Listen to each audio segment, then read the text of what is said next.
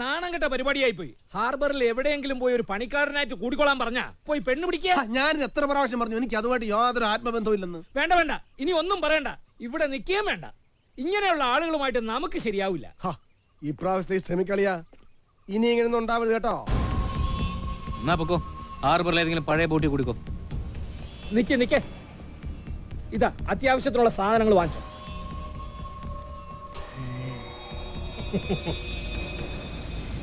അയ്യോ, എന്നെ കൊല്ലാൻ വന്നേ! അയ്യോ, അമ്മേ, അമ്മേ, അയ്യോ, അയ്യോ,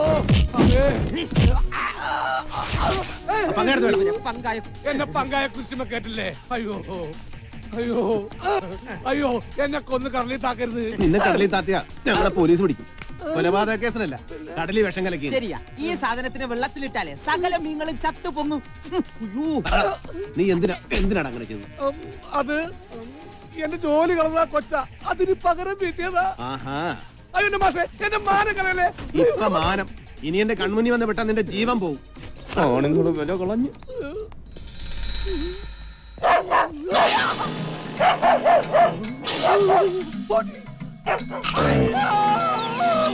നീ ആരവാ എന്നോട് എതിർക്കാൻ? ഇങ്ങോട്ട് ഇറങ്ങി വാടാ എടപ്പാളി. തന്തക്ക് പിറന്നവനാണെങ്കിൽ ഇറങ്ങി വാടാ. ഒന്ന് പോവാടാ മരമാക്കി, പോയി തരത്തി പോയി കളിക്കടാ.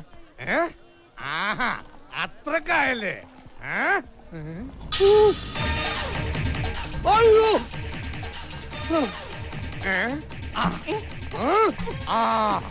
ഇയാളെന്താ ഈ കാണിക്കണേ?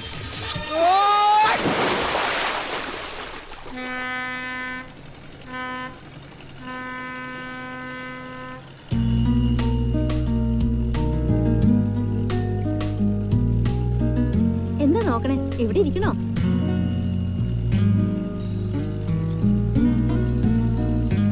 അവർക്കൊന്നും ചിരിക്കാനുള്ള സൗകര്യമൊന്നും നിങ്ങൾ ചെയ്തു കൊടുക്കണ്ട. അവരുടെ ആശ തീർക്കാനേ അവർക്കറിയാം.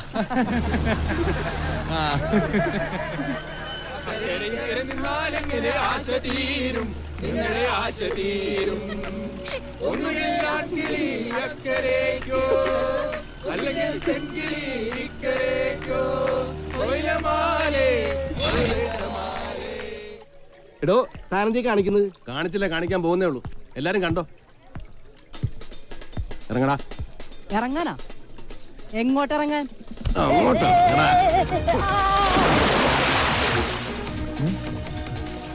താൻ എന്താണ് ഈ കാണിച്ചത്? ചോദിക്കാൻ നമ്മളാരാണാവോ? ഞാൻ അവന്റെ കൂട്ടുകാരനാ. എന്നാ നീയും കൂടെ ചെല്ലടാ. ഇനി ആരെങ്കിലും ഉണ്ടോടാ അവന്റെ കൂട്ടുകാര്? നീ കൂട്ടുകാരനടാ. ഏയ്, ഞാനവനെ അറിയൂല.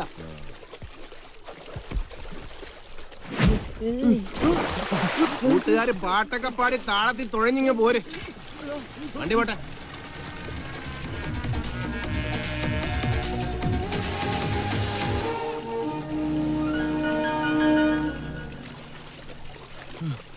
എന്താണ് ബോട്ട് പറഞ്ഞ? ഞങ്ങളൊരുത്തം വെള്ളത്തിലെറിഞ്ഞാണ്. ആരാണാ പറ്റി? ആ ഇന്ദുവിന്റെ മറ്റവൻ ഫ്രാങ്കിനവൻ വെള്ളത്തിലെടുത്തെറിഞ്ഞ. പിന്നെ അവനറിയാൻ ഞാൻ നിന്ന് കൊടുക്കേ. അതിനു മുമ്പേ ഞാൻ വെള്ളത്തിൽ ചാടി. നമ്മളാരാ മോൻ? കാര്യം അങ്ങോട്ടല്ല ഫ്രാങ്കേ, അവനിക്കറിയാ. അങ്ങാട്ടി വന്നാലേ അവന്റെ വായിച്ചെന്ന് പെടും. തിരിച്ചു നീന്തിയാ വല്ല സഹാറ മരുഭൂമിയിൽ പോയി രസപ്പെടാ.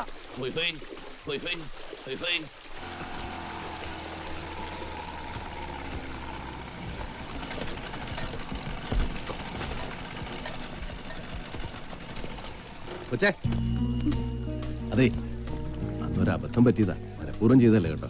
എന്തായാലും നന്നായി. ഉണ്ടായിരുന്ന ഒരു ജോലി പോയി കിട്ടി. നാട്ടുകാർക്ക് നോക്കി ചിരിക്കാനുള്ള ഒരു കാഴ്ച വസ്തുവായി. കൂടുതൽ ചിരിപ്പിക്കാൻ താനിങ്ങനെ ഒപ്പം നടക്കുന്നുണ്ടല്ലോ. അല്ല, അതും മനഃപൂർവ്വം ചെയ്തല്ല, ഒരു അബദ്ധം പറ്റിയതാ. പിന്നെ ഈ കളിയാക്കുന്നവരുടെ മുമ്പിൽ ഇങ്ങനെ തലകുനിച്ച് നടന്ന പിന്നെ അവർക്ക് ആവേശം കൂടും. നല്ല നമ്ര ശിരസ്കയായി തല ഉയർത്തി പിടിച്ച് നടക്കും. ഇത് എവിടെ പോയിട്ട് വരുന്നു രണ്ടാളും? പുതിയ വിരുന്നിന് പോയിട്ട് വരികയായിരിക്കും. അതോ ടൗണിലെ ഏതെങ്കിലും ഹോട്ടലിൽ താമസിച്ചേച്ചുള്ളവരാണോ?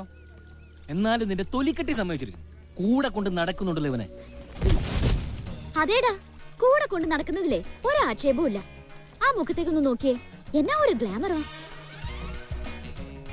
നിന്റെ ഈ ഉപ്പിലിട്ട മാങ്ങ പോലത്തെ മോന്തയാണോ അത്? ആ മൂക്കും കട്ടിയുള്ള മീശയും. ഈ നാട്ടിലുണ്ട് ഇത്രയും ചേലുള്ള ഒരു ചെറുക്കൻ. കാരണം 2 നാരങ്ങ വെള്ളം. ചേട്ടന് ഉപ്പാണ് മധുരാണോ? എന്തായാലും മതി. ഞാനേ എനിക്ക് ഇഷ്ടമുള്ള ആളോടൊപ്പം പൊറുക്കും. ചേട്ടൻ കൂടി ചേട്ടാ. അതിന് നിനക്ക് വല്ല ദണ്ണം ഉണ്ടോടാ? കാശ് ചേട്ടൻ കൊടുക്കോ ഞാൻ കൊടുക്കണോ? ഞാൻ കൊടുക്കാം. അത് ശരി. ചേട്ടാ ആ സഞ്ചി ഒന്ന് എടുത്തോ.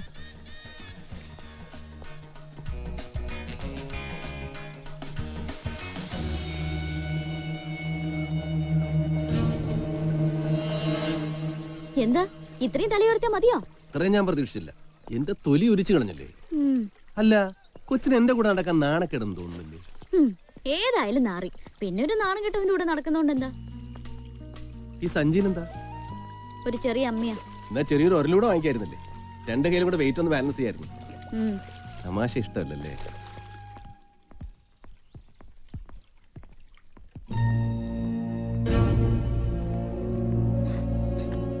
നീ എപ്പ എത്തി? ഞാനെത്തിട്ട് കുറച്ചേരായി. ഇതാരാ ചേച്ചി? മനസ്സിലായില്ലേ? ഇല്ല. അയ്യോ, ഇതാണ് എന്റെ മറ്റവൻ. ഓ, ഇതാണോ ആള്? അമ്മു അല്ലേ?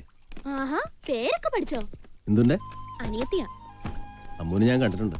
എന്താ മാഷെ, എന്റെ മറ്റവനാവാനുള്ള പുറപ്പാടാണോ? ഏയ്, ഞാൻ അത്രയ്ക്ക് ചീപ്പൊന്നുമല്ല.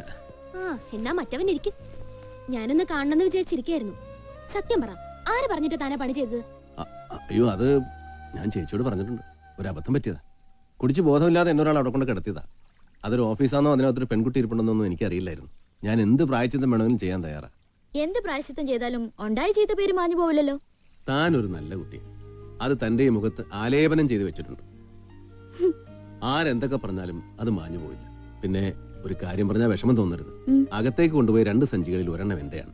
അത് തിരിച്ചു കിട്ടിയിരുന്നെങ്കിൽ ഞാൻ പോയേനെ. അയ്യോ, ഇപ്പൊ തരാം. നമോവാകം. എന്നിട്ട് താനവളോട് പറഞ്ഞോ താൻ ഈ വന്നിരിക്കുന്ന സതീഷിന് വേണ്ടിയിട്ടാണെന്ന്? ഏയ്, നമ്മൾ വന്നത് പുണ്യപ്രവർത്തിക്കുന്നല്ലോ. പറഞ്ഞാ എല്ലാം പറയേണ്ടി വരും. അതുകൊണ്ട് ഞാനൊന്നും പറഞ്ഞില്ല. ഇങ്ങനെ വന്നതും പോയതും അവളുടെ ഒരു ഏട്ടനായിരുന്നു അവൾ അറിയണ്ട. ഏട്ടനാ? ആ, ബാലന്റെ സ്ഥാനത്ത് നിൽക്കുമ്പോ ഞാൻ ഏട്ടൻ തന്നെയല്ലേ. മാത്രമല്ല ആ ചെറുക്കൻ എന്നെ ഏട്ടാന്ന് വിളിക്കുകയും ചെയ്തു. തനിക്ക് ഇത്രയും വലിയൊരു സ്ഥാനം കിട്ടിയത് ഞാൻ അറിഞ്ഞില്ല കേട്ടാ. കളിയാക്കണ്ട. ഏട്ടാന്നും അനിയന്നും ഒക്കെ വിളിക്കാൻ ആരും ഇല്ലാത്തവർക്ക് അതൊരു വലിയ സ്ഥാനം തന്നെ. എനിക്ക് 3 പെങ്ങന്മാരുണ്ട്, 4 അനുജന്മാരും. അവരുടെയൊക്കെ പള്ള നിറയ്ക്കാനാ ഞാൻ ഈ പെടാപ്പട അത്രയും പെടുന്നത്. എന്റെ സ്ഥാനം ഏറ്റെടുക്കാൻ ആരെങ്കിലും ഉണ്ടായിരുന്നെങ്കിൽ ഞാനൊരു അനാഥനായിട്ട് സുഖമായി ജീവിച്ചേനെ. ഉള്ളപ്പ വില അറിയില്ല മോനെ, ഇല്ലാത്തവർക്കറിയാം അതിന്റെ മാനദണ്ഡം. എന്നാ താനൊരു കാര്യം ചെയ്, ആ പെണ്ണിനെ അങ്ങോട്ട് കെട്ട്. അപ്പൊ അമ്മു സതീഷും ആ പെണ്ണും ഒക്കെ ഏട്ടാന്ന് വിളിക്കും. എന്തിനാ? ബാലം വരെ ഏട്ടാന്ന് വിളിക്കും. വേണമെങ്കിൽ ഞാനും വിളിക്കാം ഏട്ടാന്ന്. നിനക്ക് ബോട്ടിൽ കിടന്നുറങ്ങണോ അതോ കായലിൽ കിടന്നുറങ്ങണോ? ഞാൻ ബോട്ടിൽ കിടന്നുറങ്ങിക്കോളാം. ചിലക്കാതെ കിടന്നുറങ്ങണ പൂളാനെ. എന്താ ഞാൻ വിചാരിച്ചാ നടക്കൂലെന്നാണ്? പിന്നെ കല്യാണാലോചനയായിട്ട് അങ്ങോട്ട് ചെല്ല്. അവര് ചെറുക്കന്റെ യോഗ്യതകൾ ചോദിക്കുമ്പോ 12ാമത്തെ വയസ്സ് മുതൽ ചെറുക്കൻ തെരുവിൽ തെമ്മാടി പിള്ളേരോടൊപ്പം പഠിച്ചൊരു നിലയിലെത്തി. പിന്നെ പോലീസ് സ്റ്റേഷനിലും ജയിലിലുമായിട്ട് ഉപരിപെടണം. അതൊക്കെ ശരിയാ. പക്ഷെ വേറൊരു കാര്യമുണ്ട്. നാട്ടിൽ ഇത്രയും തടിമുടുക്കുള്ള ആമ്പിള്ളാരുണ്ടായിട്ടും അവൾക്കൊരു ചീത്തപ്പേരുണ്ടാക്കി കൊടുക്കാൻ തനിക്കല്ലേ സാധിച്ചുള്ളൂ. അതൊരു യോഗ്യതയല്ലേ എളിയാ? ഇനി അവളെ കെട്ടാൻ ആരെങ്കിലും തയ്യാറാകൂ? അതുകൊണ്ട് ഇപ്പൊ അവളെ കല്യാണാലോചിക്കാൻ യോഗ്യതയുള്ള ഒരേ ഒരാളേ ഉള്ളൂ, അത് താനാ. നിന്റെ ഈ പരട്ടത്തലയിൽ ഇത്രയും കുരുട്ട് ബുദ്ധിയുണ്ടെന്ന് ഞാൻ വിചാരിച്ചില്ല. അത് മാത്രമല്ല, താൻ എനിക്ക് വേണ്ടി ചെയ്തിട്ടുള്ളതും ഇപ്പൊ ബാലന് വേണ്ടി ചെയ്യുന്നതൊന്നും ലോകത്ത് ഒരാളും ചെയ്യില്ല. ഈ നല്ല മനസ്സില്ലേ, അതാണ് ഏറ്റവും വലിയ യോഗ്യത. ഇതൊക്കെ പറയുമ്പോ പറയാമെന്നല്ലാതെ കാര്യത്തോടടുക്കുമ്പോ നമ്മളൊക്കെ വെറും കച്ചറകളല്ലടാ. ഇരുന്ന് മനക്കോട്ട കെട്ടാതെ കിടന്നുറങ്ങാൻ നോക്കണ കച്ചറ. എല്ലാം വിധി വൈപരീത്യം.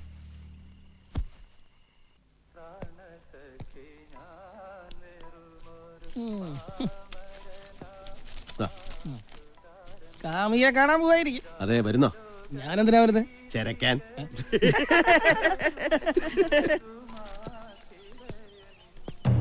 എന്താടാ സുന്ദര, മിനിക്ക് വെളുപ്പിച്ചത് എങ്ങോട്ടാ?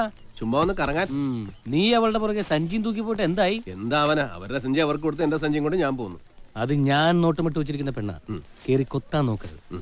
കൊത്തിയ നിന്നെ കൊത്തിയെറിഞ്ഞ് കായലി തള്ളും.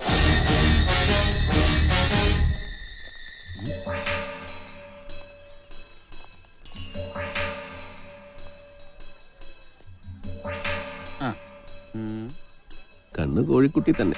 എന്താ? അല്ല, കണ്ട് നല്ല പരിചയമുണ്ടെന്ന് പറയാം. ഓ,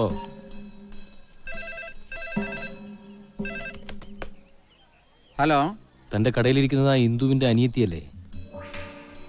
അതെ. അവളെന്താ അവിടെ? ആ, ഒരു മാല പണയം വെക്കാൻ വന്നതാ. കാശ് കൊടുത്തില്ലല്ലോ? ഇല്ല. എന്തി? കൊടുക്കണ്ട, അവള് കുറച്ചു നേരം അവിടെ നിൽക്കട്ടെ. അല്ല, എനിക്ക് മനസ്സിലായില്ല. പറയാം. നീ പൊക്കോ.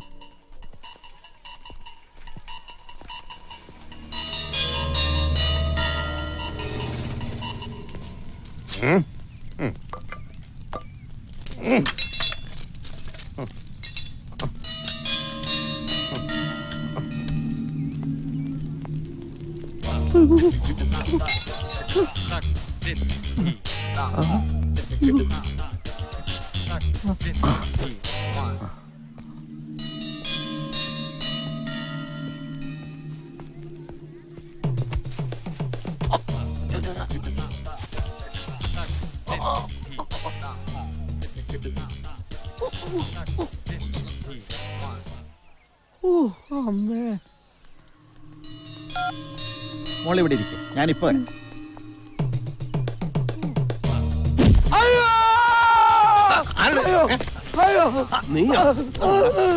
അയ്യോ ഈ എന്നൊന്നും ചെയ്യരുത്, ഞാൻ പാവമാണ്. നീ പാവമായതുകൊണ്ടല്ലേ എന്നെ ഇവിടെ കുടിപ്പിച്ച് കിടത്തത്. കിടക്കടാ അവിടെ. അയ്യോ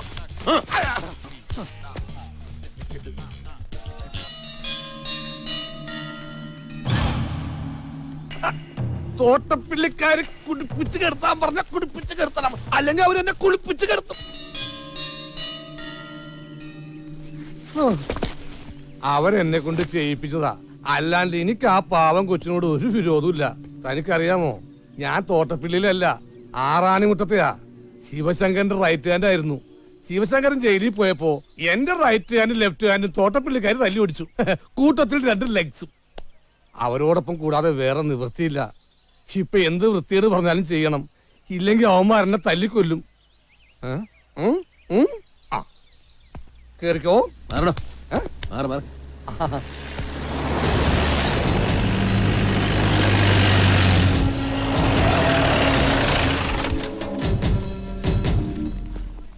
ഇത്രയും കഷ്ടപ്പെട്ട് ഒളിഞ്ഞു നോക്കാൻ എന്തായിരുന്നു അവിടെ കാഴ്ച? ഒരു കുളിസീൻ.